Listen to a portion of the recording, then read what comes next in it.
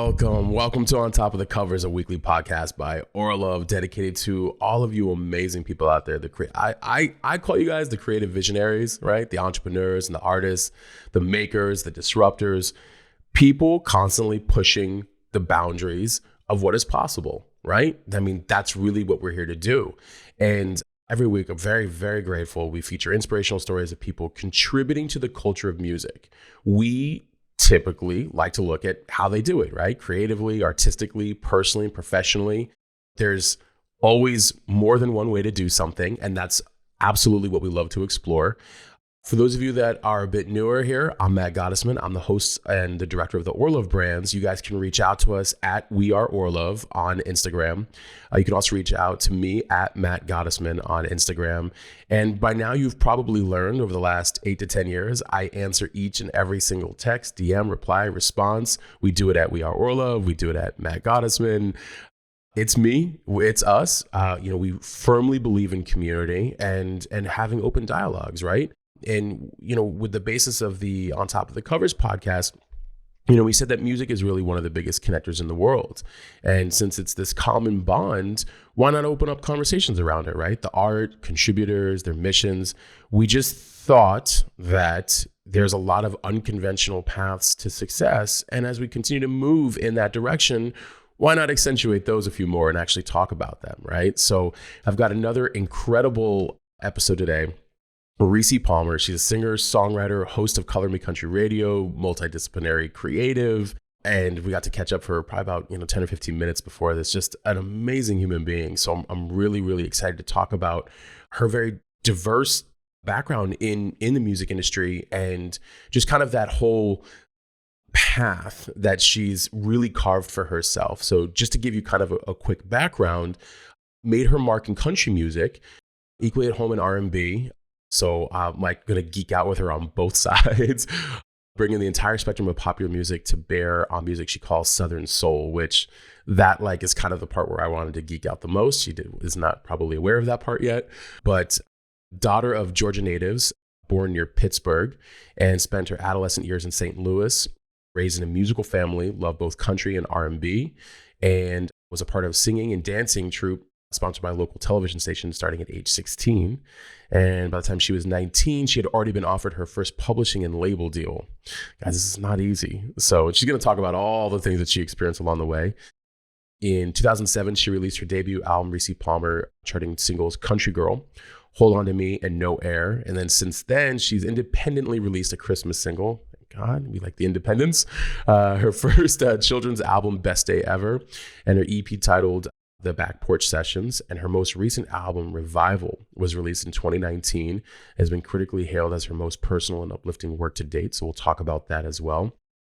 And, a few musical highlights, right? She's, performances at the White House, New York's Lincoln Center, multiple appearances on the Grand Ole Opry. I mean, it's the Grand Ole Opry. She's toured extensively across the country, sharing stages with Taylor Swift, the Eagles, Chris Young, Charlie Crockett, and more. Numerous appearances, Oprah and Friends, CMT Insider, CNN, CBS This Morning, GMA, Entertainment Tonight. I mean, you're everywhere, Rissi. So incredible background. Passionate voice for country artists of color and those that have been marginalized in mainstream country music. Launched her own radio show, Color Me Country, with Rissi Palmer on Apple Music, and we'll talk about that. And since making its debut in August of 2020, listeners have been treated to in-depth and riveting, often funny, yet very necessary conversations with Brittany Spencer, Chapel Hart, Crystal Shanana, Miko Marks, The War and Treaty, Darius Rucker. I mean, she's got a long list of guests here. In February, Rissi hosted a virtual roundtable discussion with country stars Maren Morris, Cam, and author-journalist Andrea Williams about racism in country music and how everyone from fans to artists themselves has a duty to work towards equality within the genre. Amen. And fans can tune in live to Color Me Country with Rissi Palmer every Sunday on Apple Music Country at 4 p.m. to 7 p.m. Eastern. And coming up, she'll be among some of country music's most notable stars, being showcased in the Country Music Hall of Fame's American Currents State of the Music exhibition running through March 2021, which we've actually since passed. Sorry, we're just getting this all a little bit more caught up. And you more recently became an official special correspondent for CMT's Hot 20 Countdown. So you're incredible. You're absolutely incredible. I mean, I could just keep Thank going on you. the bio, but like, let's just like dive in. I mean, Thank you. what an amazing background. Thanks. Yeah, and I cannot wait to talk about it too, because I like the fact that you're doing it your way. And that's a big deal in my world and in the world in general. Before we do that, of course, I did mention that we do rapid fire questions, and we tend to do them in the beginning out of just That's right, good. right, Yes. right. Great. Why be like everybody else? And it's also great. Like I love the audience seeing kind of just like where you get like draw a lot of your inspiration from. So Mm-hmm. so we'll dive right in if you're ready. I'm ready. Let's go. Amazing. Okay. So I know this is hard. This first question is very difficult, especially for a Yeah. musician. But if all music was gone and you can only save 3 albums to listen to for the rest of your life, what would they be? Okay.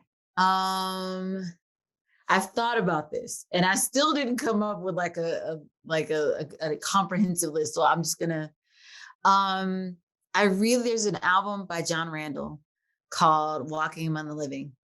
It's one of my favorite albums. It's an album that I go to all the time, that I play. I love the songs. I love the way he sings.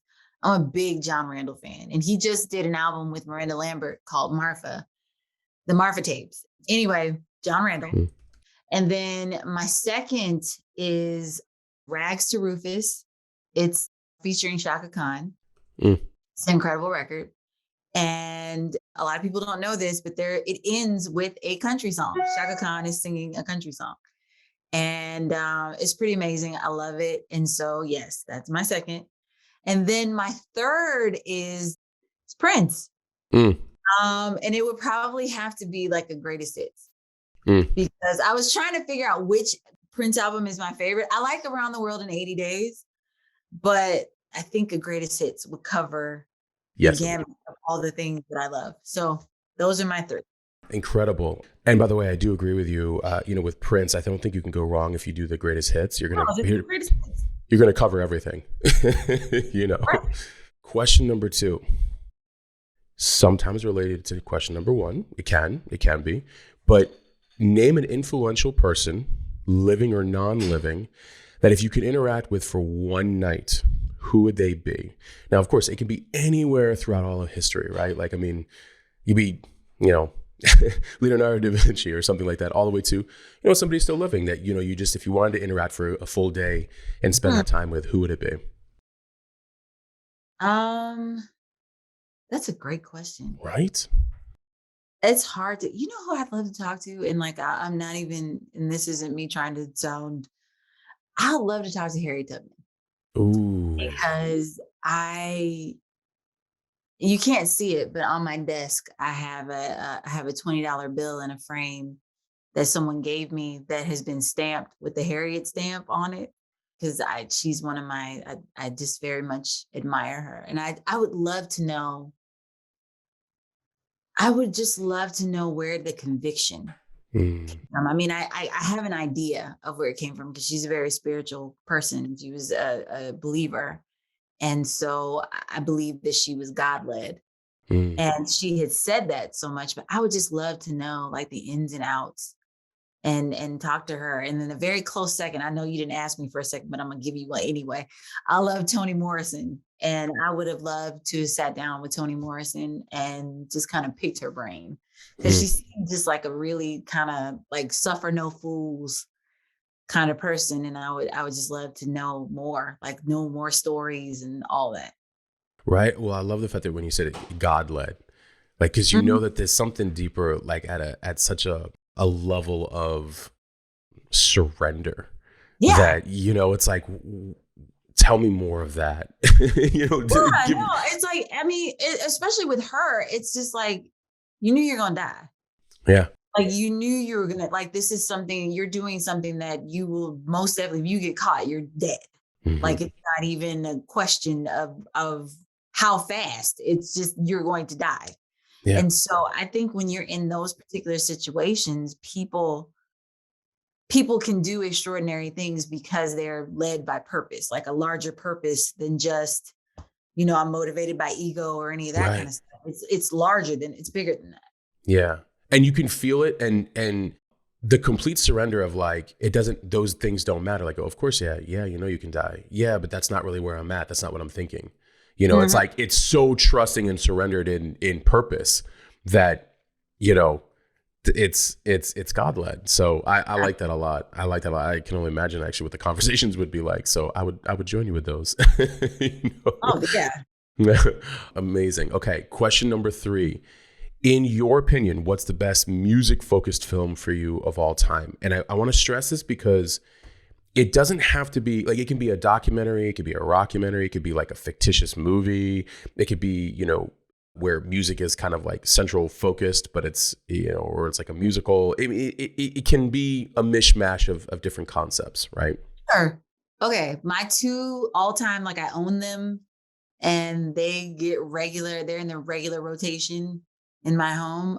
The Five Heartbeats is one of my Mm, favorite music movies. And it's based on the singing group, R&B singing group, the Dells, their journey. Like I used to watch it so much when I was in college. My friends and I in my dorm, we picked who we were in the movie, and like that's what we would call each other at school. Those are our nicknames because we used to watch it all the time. It's such a good, like it's a quotable movie, and it's just a good, like I think it's a pretty good indication of the journey, and then like the crazy fame music industry journey, and then my other favorite movie is a movie called Grace of My Heart. It was an indie movie, and it starred Ileana Douglas, and it's based very loosely on the life of Carole King. mm, And I remember seeing it advertised when I was a teenager, and I went to the indie theater in St. Louis in the Loop in U City. Shout out to U City. And I saw this movie when I was 17, and like I have always been like, I just love this movie. I'm obsessed with this movie. It's about a songwriter, a female songwriter in New York in the 1960s, and her journey of trying to be taken seriously, and her journey of, this very male driven, very white driven industry. And she's a white woman, but everybody's misunderstanding her and underestimating her, and her journey to find her voice and finally make her own album. And so it's just one of the songs are incredible. Elvis Costello wrote a lot of the music mm. in the movie, and it's one of my favorite movies. I love that movie. Oh, I'm gonna have to check that out. Yeah, Thank it's a God. Yeah. great movie. Yeah. Ah, incredible. And just the premise of, you know, being taken serious for your art is it's such an interesting journey, which we're probably going to get into actually when we talk about you Yeah. here in a minute. So, but final question, what's an important book, podcast, or Audible, or just some form of something, a platform, anything that has really helped you navigate your creativity and your passion? Well, as far as podcasts are concerned, one of my favorite podcasts, and shout out to Adia Victoria. She's a blues artist out of Mm, Nashville, and she's pretty incredible.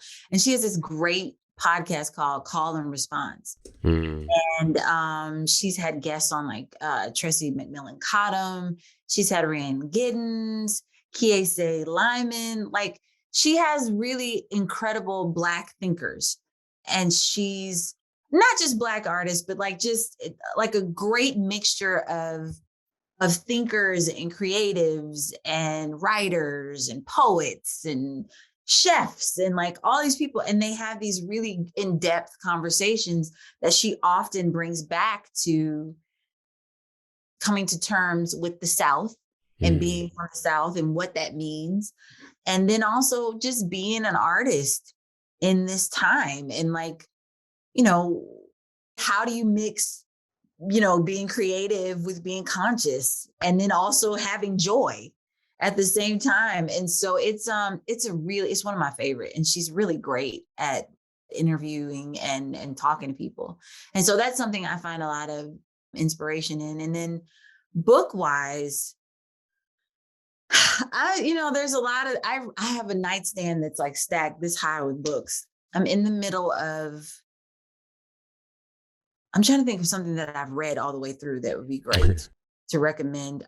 This Close to Happy is a book that I just finished. Lord, I cannot think of her name right this second. That's horrible. Lisa Cross wrote it. And she actually, she has written a book before and put me in it. And she's super sweet. And she's a phenomenal writer. She has a great book that she just wrote that's actually in my office. I just looked over and it's right there. As We Glow is the name of the book. It's a book of short stories, but they're all from the point of view of women. And she's a great writer. And Lisa Cross Smith is her name. And I love that book. This Close to Okay is what it's called. Not Happiness. This Close to Okay. This Close to Okay. I'm taking note of that. Incredible. There's a lot of things in there, and I want to get into your journey, but a few things that you really brought up that, hit very hard, about we're living in a time where to be both creative and conscious. And I'm very fortunate that I came from a very diverse family where everything was about the essence of our soul, what we bring into this world. And then everything around us was always very diverse. Like everybody around us growing up, maybe there was the East Coast part of it, I'm not really sure, or just the culture part of it in general. And, it's such an interesting time that we live in, because I look at it as a hope for a move towards a renaissance, if you will, where it should always be celebrated.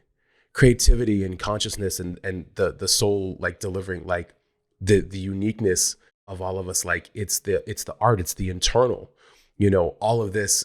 So when we, in a time that's just so, having its moments of, of division, the irony is that no, we're actually all we're all soul, we're all we're it's all an internal thing, and the creativity and the consciousness of how to have more of that. It's well, that's a tapping in, and that's a letting go, and that's a surrendering, and I get it. It's also a generational thing too, that previous generations, started to maybe play a little bit on some of the fringes of that letting go, but we're moving more into conscious times of hey, you gotta own it, all of it, let it all go, from an internal place. And so we're in this very interesting paradigm shift, but we'll probably go on a tear in general. But I would love for you to talk about just the beginning. Where was the entrance point for you where you're you know what, here's what I want to do, here's how I want to do it, and it doesn't matter what it looks like, I just want to do it because it resonates with me. So you can go as far back as you want, but I definitely want you to talk about maybe the key entry points, and then how we got to here to today, to some of the stuff that you're doing now. Well, I just in general, I knew when I was really small that I wanted to do music. I've always known that I wanted to do music. It was kind of a foregone conclusion, because I just always sang all the time, and I was just very obsessed as a little kid with my parents' record collection. Those are early streaming. Right. For kids that are watching this, you don't know anything about records. But no, I was fascinated by it. And I remember my mother taking me when I was 5 to see a musical, Dreamgirls.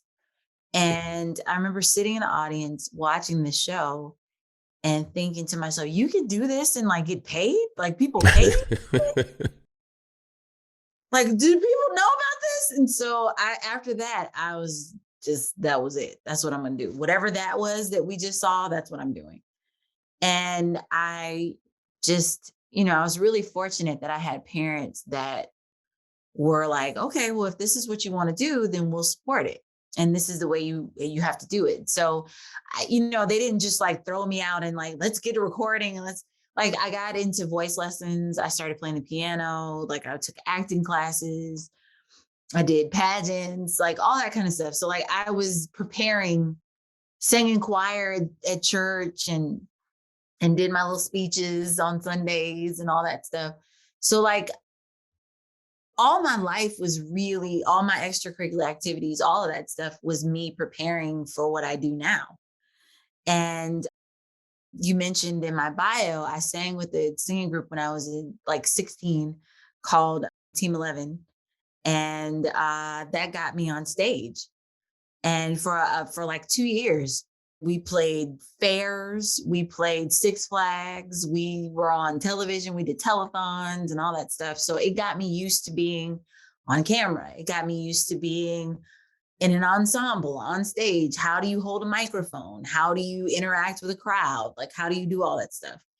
And, so I got a lesson at a great lesson. It was almost like having like a private tutor, because I also got paid to do this as a teenager. And when I turned 18, I started working with a management company out of St. Louis, two Black women actually. And we went to Nashville. Once we decided that country music was the way that we were going to pursue my music career. And I have to give them credit. Like, they were the ones that encouraged me, because I had listened to country all my life, just as much as R&B and pop and everything else. But I don't know, I didn't really see it as necessarily a viable option for me, because I didn't see a lot of people that looked like me. And I think subconsciously, I thought that that wasn't for me. They were the ones that encouraged me. And they were just like, well, Rissi, if this is what you love and this is what Exactly. you write, then you need to do it. And so none of us had any experience in Nashville, and we just went cold and started meeting people and just going up and talking. And like, these are very, Nashville at that time in the early 2000s, it wasn't that kind of town. Like, you didn't just knock and you're like, hey, we want to have a meeting with you. We want to play this demo for you.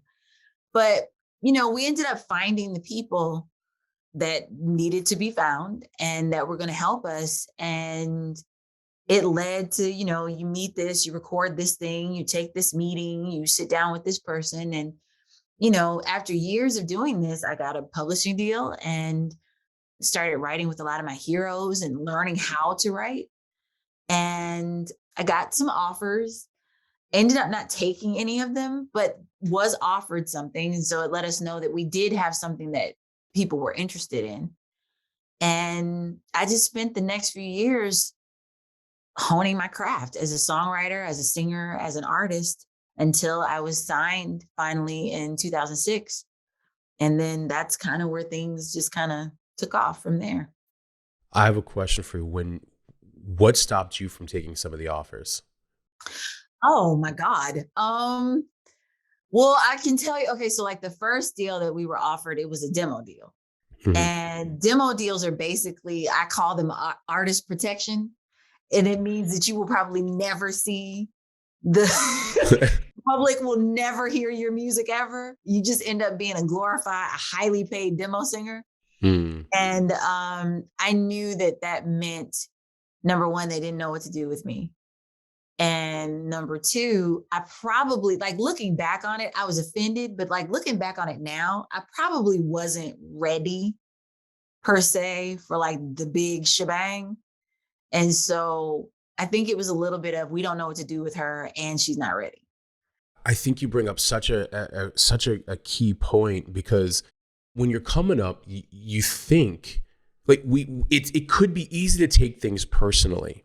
Yeah. When we don't realize, like, it's just all their mode of operation. They just they don't know what to do with talent, or they don't, that's the only way that they know to do something within an industry. That was one of the things I had to learn about business. I was like, oh, wait a minute.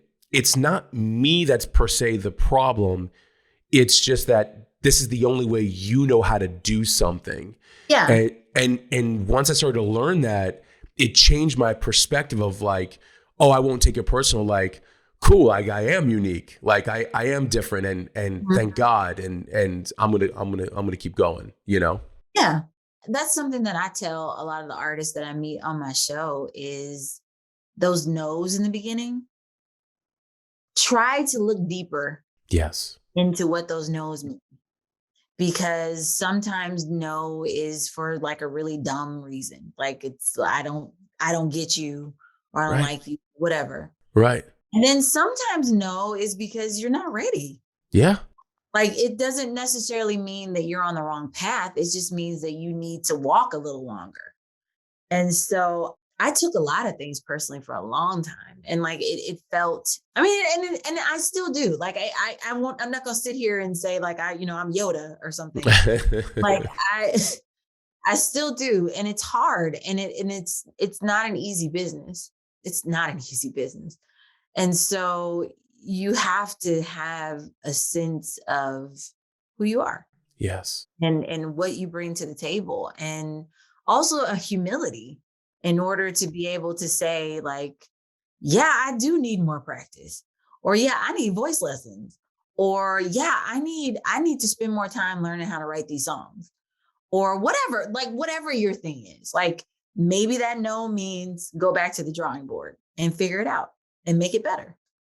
So because there was a lot of that, and I could have quit. And I knew a lot of people that did.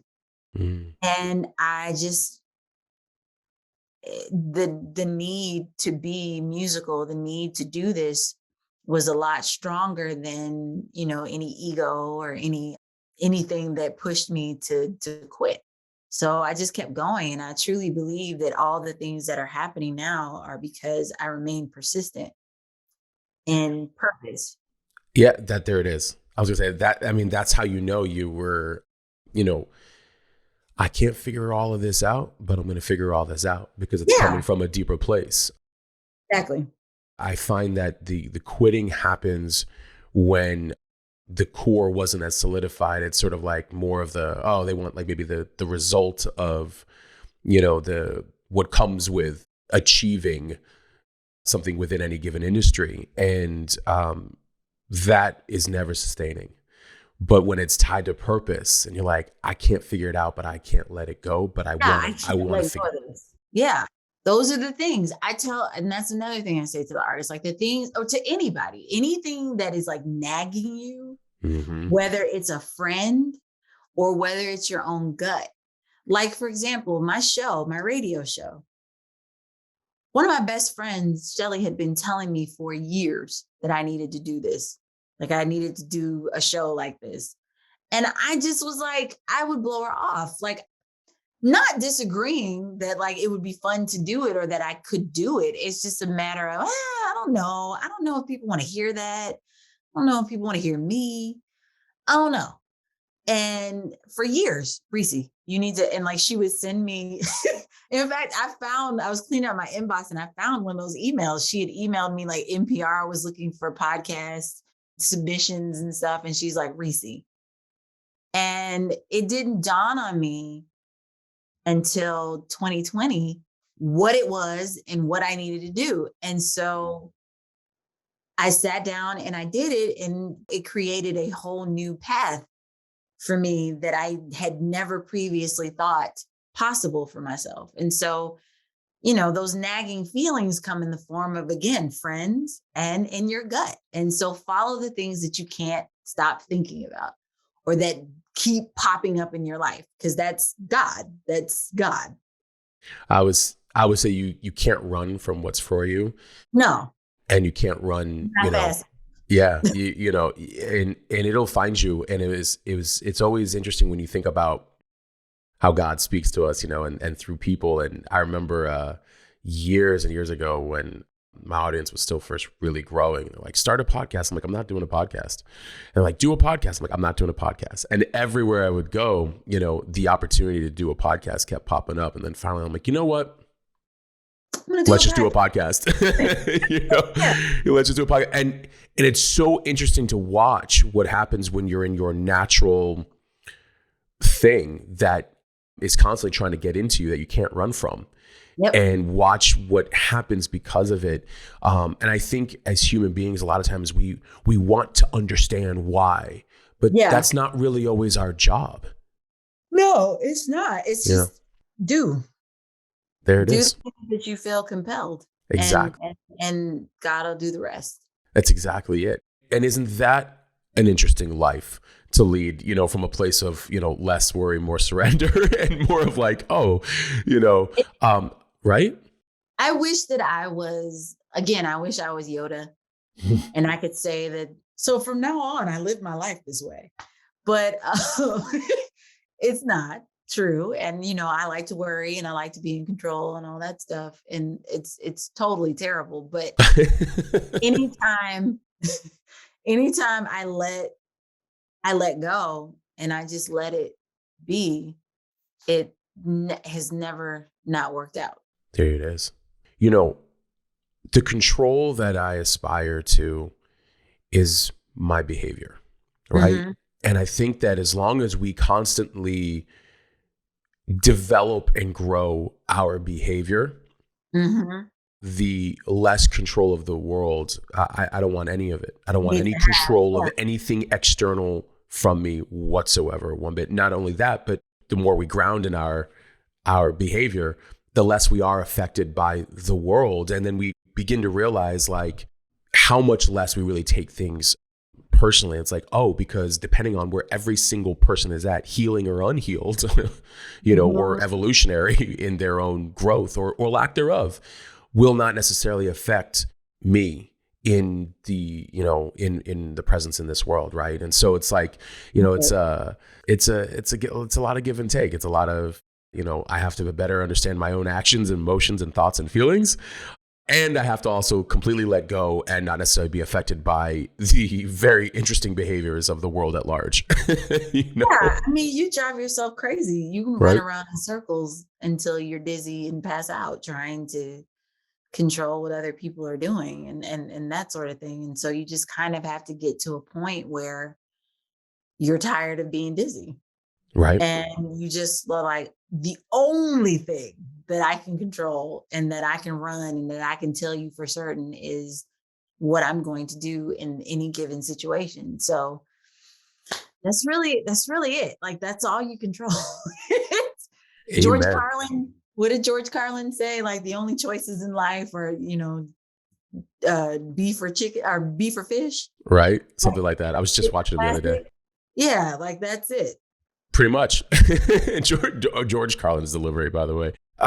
Here's a question for you. What are some things that you feel most excited about right now, given that, like I was saying earlier, I think we're moving into a very Renaissance-driven time. When was the last major Renaissance? After the Dark Ages. So I'm not going to make any kind of reference there, but you get, being the fact that I just feel like whatever doors were just not thought of or closed or whatever, like to me that shit doesn't exist anymore. Like does it maybe in a physical sense, and you have people behaving whatever, yeah, whatever, but like I'd like to think that we're in this really incredible time of like, look, I want to mish this together and mash that together, and I want to do this together with these people, and here's how I want to create, and I want to like accentuate the art, and there are no boundaries. Mhm. What are there like things in that realm that you're really excited about right now that you're noticing, or like the people that are, certain people coming together and creating together or trying new things, or things in general that you feel like are starting to take shape because we're also living, I think, also in a much more independent, due to technology and Yeah. and like, I won't get all geeky with all blockchain, but like, just the idea that people are taking more control over Yeah. their artistry now more than ever, and Mhm. et cetera. I mean, all of that. You just named Right. like there's quite a few things that are different now that weren't Mm-hmm. possible even when I started my career. Right. I'm very excited about I wish that streaming paid better and I wish that they understood that that's like a huge chunk of livelihood, but I'm excited about the fact that artists can circumvent the system so easily now that you don't have to have a record company. You don't have to have a publicist. You don't have to have a booking agent. Like you can figure out how to do so much of this stuff on your own. Like the information is out here. Like you can just Google it. It's really just a matter of how limited is your imagination because there's information on all of it out here. And I think that especially in my genre and in where I'm working and like where my artist advocacy mostly lies, and that's in country for artists of color. country radio has been extremely elusive. The numbers are absolutely dismal for like the last 20 years as far as having an artist, a female artist of color. I believe the percentage for 20 years has been like 0.02%. And that's me. I like, and I know everyone that's in that percentage. That's the funny part, is like, I know each and every one of the women in that percentage, and I'm one of them. And so the women today, the artists today, don't have to wait on going on a radio tour. They don't have to wait on country radio to, take pity on them and play them on the station. You've got Apple Music, you've got Spotify, you've got Pandora, you've got all these different, Tidal, and all these different systems that can put you on a playlist and completely change your life just from a placement. And so, and it's the same with touring and getting out on the road. It's just a matter of like, do you have time to sit and make phone calls all day or send emails? Because that's the difference between you being able to play a club and not. And it doesn't necessarily mean that you have to split 10% of your income with someone else just for them to make the phone call for you. Yep. And so, yeah, I think that there are so many ways to get around the system, and that's exciting. And so as a result of that, people are making really innovative music because they don't have to worry about trying to get on the radio. And people are coming up with really interesting marketing campaigns for themselves, interesting branding, because you're just like, the sky's the limit. And that's awesome. And then I think lastly, like a very, I don't want to say surface, but like kind of a very a visual change that I see is I see a lot of, when I first came to Nashville, there were very few Black people or people of color in general working in the country music industry. I knew of like 3 peers that I had. And at the time, one of which was Miko Marks, and then Darius Rucker was another. And there were lots of indie artists, but like not a lot that were like prevalent and like kind of out in the mainstream. And now, as a result of the activism of myself, of a lot of the larger industry, of some of the artists like Mickey Guyton and that sort of thing, these artists are coming out and they're coming together, and like a nice community has formed, like a real cohesive community. I mean, like hanging out on Saturday night, going to support each other whenever you're playing somewhere in Nashville, or even on just social media. Like you can count on at least 20 of your friends coming and commenting and saying something about your music or sharing it or retweeting it or whatever out of solidarity. And so it's nice to see, because there wasn't this when I first got started.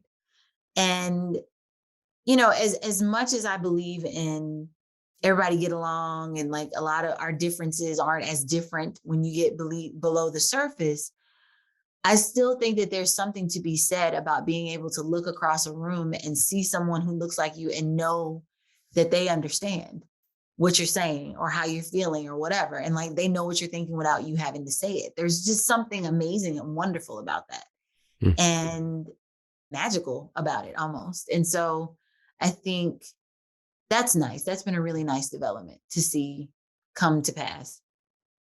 I feel like this thing broke down. It changed everything. Everything.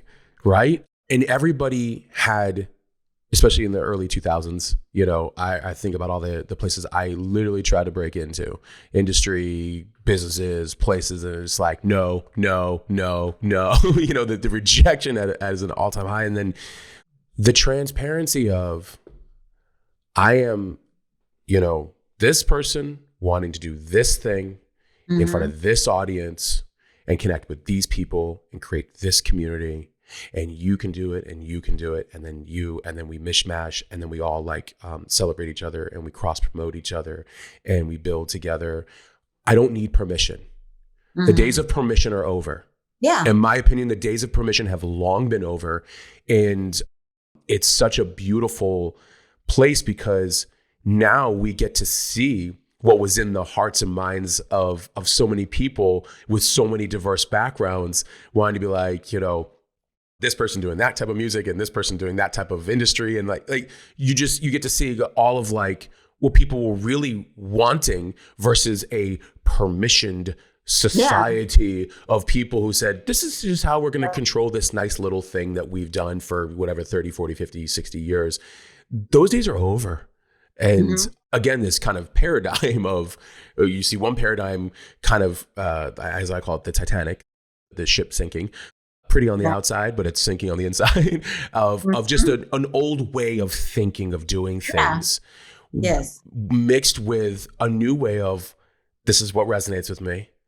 And I don't need anybody to tell me that I can't do it, but I do have to do the work. Yes. And there's tons of tools and resources to do so. And I'm gonna also do a lot of personal growth along the way in doing it, and connect with all the people along the way that, like you said, like I can sit across from the room and be like, oh, you get me. And you know why years ago that this didn't necessarily exist? Because like we weren't having these conversations as like, transparently open and experimenting with art and creativity and consciousness and all these things because of these permissioned people over here, Right. So what an incredible time we live in. It is. I mean, it's very easy to get caught up in so much of the awful. Yeah. But there are, a lot of the tools that are being used to divide us are the very tools that can be used to bring us together. That's exactly it. And it's really a matter of how are we using these tools, and like, how are we utilizing, how are we looking at them? How are we perceiving them? And, for me, social media, it's a necessary evil.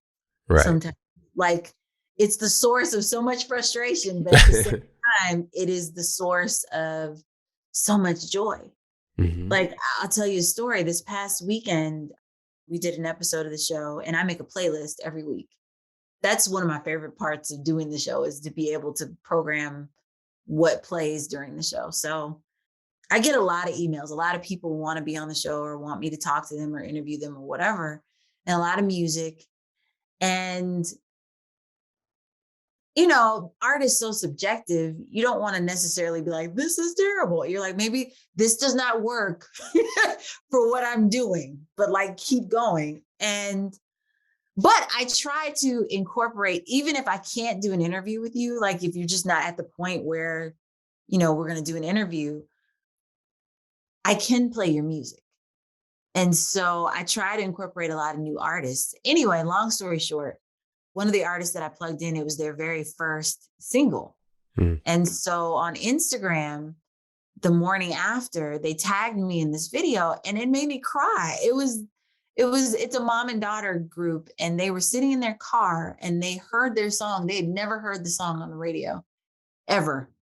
And they were crying, and they're sitting in their car listening to the show, listening to me talk about them. And they filmed it for TikTok and they put it up on Instagram. And it was beautiful. And like, I wouldn't be able to see that if it weren't for the TikToks and the Instagrams and video phones and all that kind of stuff. And so those moments are beautiful. And like, that's what it is at its best. That's what it is a connector. And to make this world a little less big, like a little smaller, a little closer, a little more small townish than it feels or can feel. It's incredible. And I think that that's the part that, like, when people see the community aspect that can come from it, yeah, of course, there's always going to be, people who will, crazy people, yeah. And emotion is a powerful thing. Yes. Emotion is such a powerful thing. And, I always talk about the micro and the macro, and we're witnessing, whatever somebody is dealing with it at a micro level, it is coming out in the macro and playing out in the macro. And so unfortunately, yeah, sometimes when the media is used for that, it divides seemingly people who might actually otherwise actually be more connected and actually want very, very, very similar things actually in life, a life of peace and happiness and health and prosperity and abundance and all these things. But the power, that that social and tech, when used, accordingly, actually bring a lot more, together, that the things that actually can and should be happening. Yeah. And so some people say like, oh, well, how do you not get frustrated when you see this and you see that? And I'm like, well, listen, I was like, they're expressing an emotion. And, I think that they maybe even haven't dealt with it yet. I was like, again, go back to center. Don't take it personally. There's something happening on that person within that person or on that end or whatever. But if we fuel it, we're in trouble. So, it's like instead, the fact of the matter is that we, the people, have never had more power than ever before, but more power is also a lot more responsibility, accountability. 100%. Right? I think that's the part that everybody has a really hard time with. And that's the thing that I'm starting to come to terms with myself, is that like people don't realize how much power they have and how much power we collectively have, like together. If we decided tomorrow that we didn't want orange juice to be served at breakfast anymore, right, we don't have to do that. Like there's no one mandating that we have to. There's nothing that says that we have to do it this way, that we have to continue to do things this way. We just have to decide collectively that that's not how we're going to do things anymore. The problem is, I think in the back of everyone's mind is that when you're trying to do revolutionary things, you have to have answers on the other side. Like you can't just overthrow the gut. But then what? What are we doing next? Like who's coming after that? So what are we doing? And so if you don't have answers, then I think that's what keeps people in their place, is like, I don't want to be the one to think about that. Like that's not my job. Like, I don't want to do that. So I think that, like you said, there's a responsibility. With power comes responsibility. And the responsibility is to have the answers, or if you don't have the answers, to find them. Right. And so that's how you empower, to me, when bringing it back to artists, that's how you advocate, is that you figure out how to put the power back into their hands. And it's like, there's no one coming to save you. Why? That's not a bad thing. There's no one coming to save you because you can save yourself. Yes. It's a huge thing. And I think that that's where a lot of, everybody wants to be saved. And I'm like, that's not how it works. That's not how the soul's journey works. Yeah. It's not how it works. You have to do the work. Like you are here to physically do the work, and you would want to do the work because a lot of the things that may trip you up if you weren't doing the work will continue to trip you up. But when you do the work, you start to have an understanding of things. You start to have you can formulate more solutions. You can formulate more empathy and compassion and critical thinking and really great decision making versus simply I love what you brought up about revolutionary versus a revolt. It's like, I remember when I was first watching Cardi B and you see I know you can speak to 100 million people. Have you thought about any of the traumas maybe that you haven't necessarily healed yet from when you were younger, whether it be with love or money? Because when you're talking about, I'm gonna get mine, or I'm gonna this, or that, and all this other stuff, it's like, yeah, but do you realize the ripple effect from that versus oh, hey, by the way, so I had to learn to have a better relationship with money and understanding how as a currency, just the evolutionary process versus just I got the attention, so here's what I want to say. And it's but there's responsibility in that. That's the problem with fame in this country. That's the problem with fame with humans, is that you have a whole bunch of people. My girlfriend was just saying this, literally an hour ago. You have a whole bunch of damaged, but extremely creative and talented people saying whatever, because you're not speaking from a healed place. And mind you, I'm speaking as someone who is damaged and made mistakes and is not a perfect person at all and still makes mistakes. But you have to be careful who you're listening to and who you're putting on a pedestal and who you're allowing to have a platform. Because if you're not okay, then the information that you're going to give me is not okay. And then you're going to infect me with your not okayness, or you're going to trigger my stuff because of your stuff. And then now here we are. We don't have to get super specific, but we've seen how that's played out over the last 5 years in this country, in the United States. And so, yeah. Yeah. So yeah. So, and I think, and again, I think this kind of goes back to a little bit of the Renaissance. There's a breaking down where, that constant driving of attention for fame isn't what it used to be. Well, I never really liked it in the first place, but I get it if you're an artist and it's, listen, I want to be able to have impact and reach the masses, then just build your audience. Yeah. And you can do that in this day and age. And I get it, but nobody needs to validate you. And unfortunately, the system validates and keeps you feeding the system and all these things. And I always ask people, I'm like, what do you really want? Is the fame to prove your worthiness, that you made it, that you're this, you're that? You already made it. You arrived. When you were born, you arrived. You're here. So now it's just about like stepping into your purpose. But if you need the fame and you need all of these things to validate your worthiness, that you have, you've done it, really, like, it'll be a constant chase. And I feel like we're finally starting to move more into this, like, if that's what famous is, like, I'm not so sure that they got it all like figured out. And you're starting to kind of see it click with a lot of people, be like, hey, look, you know what?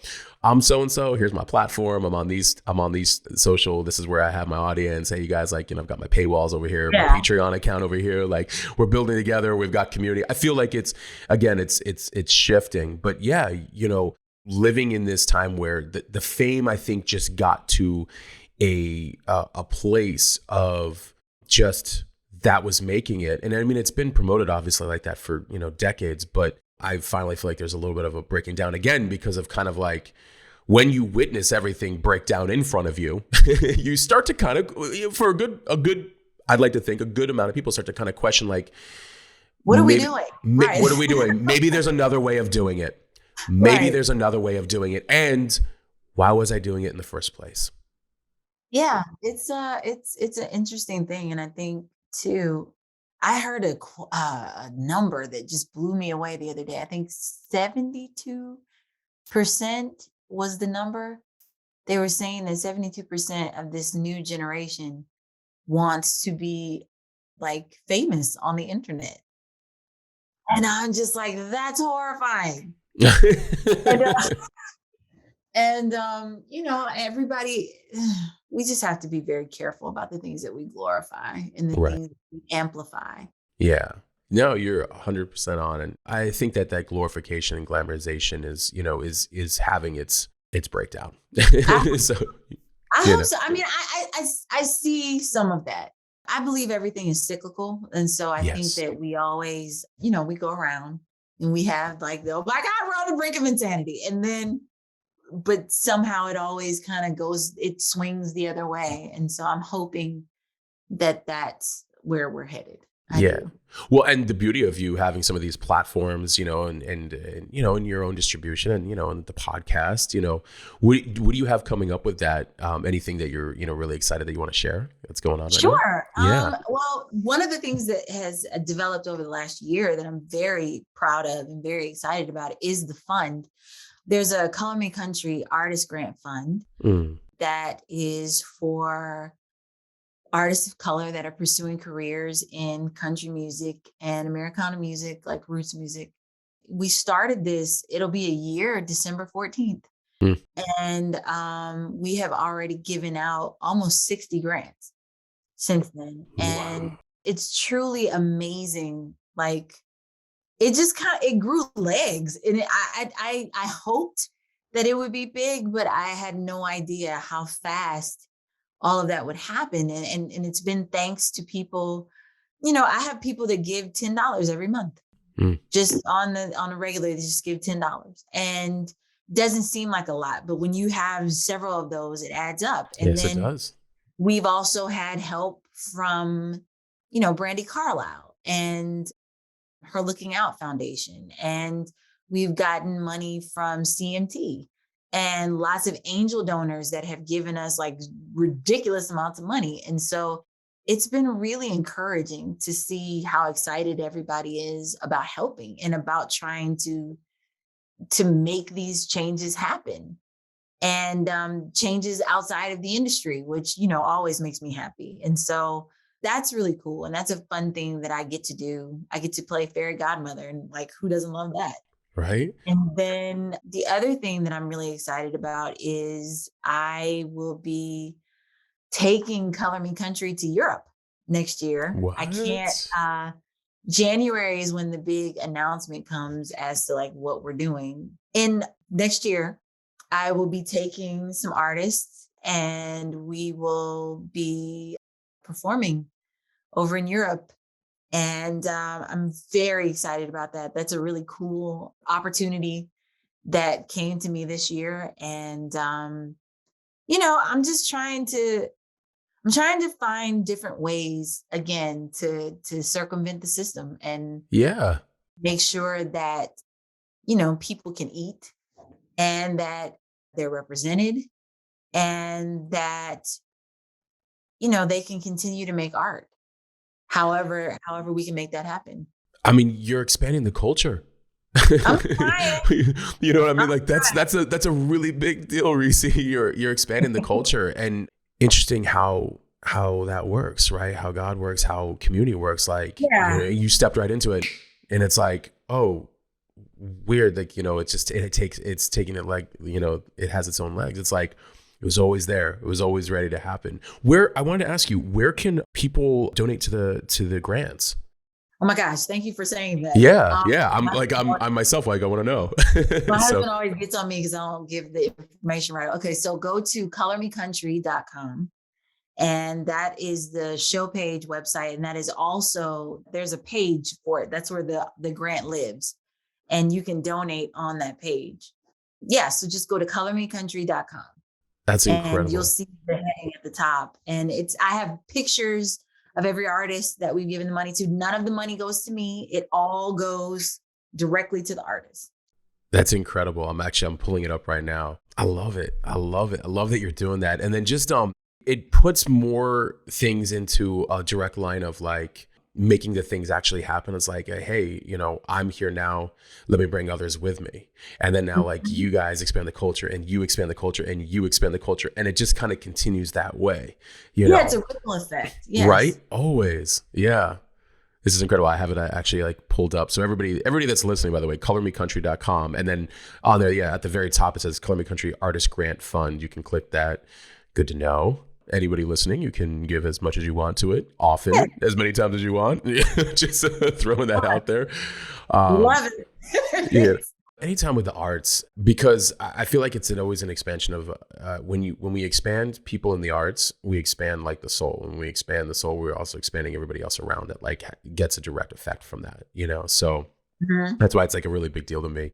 I think I was like a lot like you. Like my parents, I mean, they put me in front of every amount of music you could possibly imagine since I was a child, from like Marvin Gaye to like Neil Diamond to like we'd go to like we would go up to Broadway and see like every type of like music. They're like, you need to be exposed to the arts. That's all that they ever did with my sister and I, like constantly. And they would just sit me in front of a speaker for hours and I would just sit there listening to every type of music you could imagine. They loved it all. And it really ended up shaping my behavior, right? Because it was just like I was so open to creativity and the creators who were creating it. And so, it just shaped my life. And so I find that, it's so unbelievably important. I don't think people realize like how important, the arts really are to human expressionism and their soul. So they can change your life. Like, music, it sounds extremely cliche, but it's true. Music has saved my life on a regular basis. Yeah. Continue to save my life. Right. And this opportunity and this platform, one of the things, and this is something that people always need to keep in mind, I believe that I'm doing what I'm supposed to do. And I believe that I'm in line with whatever my purpose is because it's extremely important to me to maintain integrity throughout the whole thing. And so like, because like the opportunities come fast and furious. Yes, they do. And your inbox, it gets crazy. And you can start to change because of it. And so I have to always constantly remind myself and stay on top of myself. This isn't about me. Yeah. This isn't about me. This isn't about me being famous. This isn't about me being on the cover of a magazine. This isn't about me being, in all the podcasts and everything. Like, this is about the mission of what you're trying to do. This is about those things. And so, yeah, it causes you you end up having to say no a lot. And it also makes you have to like check yourself a lot. Yeah. And you have to am I maintaining integrity in these decisions? Is this something that I'm going to be proud of in 5 years? Or is this something Hmm. that I'm going to be like, oh, not a good moment for me? And in those things that aren't good moments, how did you recover? Like, how did you come back from it? What did you do in order to make it right? Mm. So, like, those are the types of questions that you have to ask yourself and that you have to remember in these things. Oof. Oof. You know you're in purpose when you are constantly concerned with the keeping the integrity of it. That's it. I mean, when you are constantly in, and to your point, you can veer off. You can make mistakes. Humans will make mistakes, but how do you rebound from that? Mm-hmm. How do you come back and say, you know what, like, I want to honor and respect my purpose, or I want to honor and respect my calling and my thing, and to come back into integrity of it. What do I need to correct? Mm-hmm. So there's that, that human element that comes in, but ultimately I love when you're saying that, if you are constantly about the integrity, then you're constantly about the choices that you're making within your purpose. And so Yeah. that is everything. That is everything. I mean, and so God, I'm going to probably just put that part on repeat for everybody to keep listening to. Yeah. So this is incredible. Thank you so much for being on it. I can't believe it's actually been over an hour, by the way. It's crazy how fast it actually usually goes. Where can everybody like connect with you? We've got the colormecountry.com. There's the link in the top for the fund. But with you, with your social, with your show, anything you want to share, where can everybody connect Sure. with you? The easiest place to go is just to go to rissipalmermusic.com, RISSIPALMER music. That's the nucleus of everything. There's links to the show. There's links to the fund. There's links to other projects that I'm doing. Like, I'm going to 2022. I did a soft launch this year of a project I'm calling Seeds, but we're going to go hard and heavy next year. And that's all about artist advocacy. And there's no racial component to that. Like, that is just artists.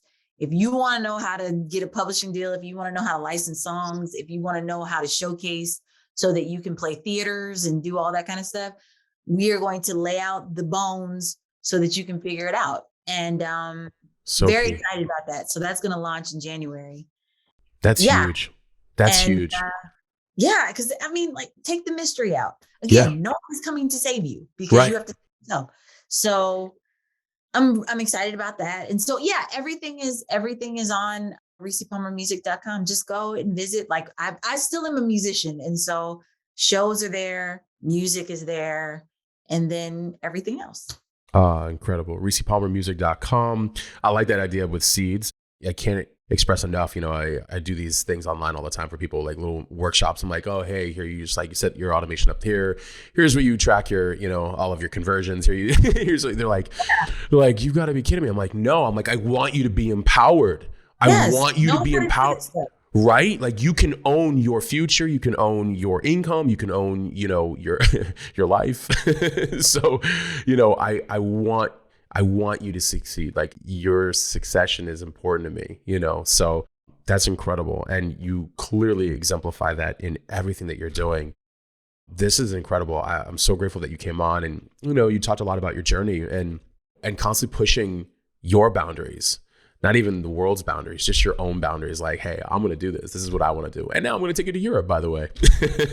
So, You have to be, I think the last point that I'll make, and then I'm yeah, done, like, you have to be open. it's everything. And I'm not always, and I haven't always been open. Yeah. It'll circle back. God will nag you Yeah. until you figure out that you need to be open. But when you are open, the possibilities are endless. I would have never thought that talking would be the reason why, I ended up on Good Morning America. Right. But talking got me on Good Morning America. And so, you just never know where it's going to come from, how it's going to come, any of that. You just have to be open to it.